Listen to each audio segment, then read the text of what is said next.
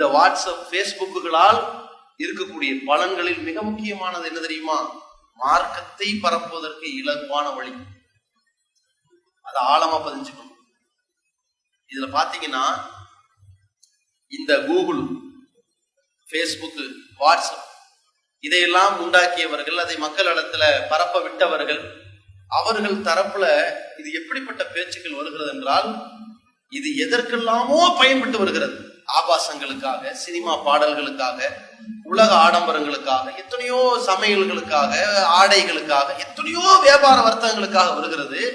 ஆனால் முஸ்லிம்களில் பெரும்பான்மையானவர்கள் மார்க்கத்தை பரப்புவதற்காகவே பயன்படுத்தி கொண்டிருக்கிறார்கள் என்று அந்த உருவாக்கியவர்கள் பேசிக் கொண்டிருக்கிறார்கள் என்றால் நாம கம்மியா தான் செஞ்சிருக்கிறோம்.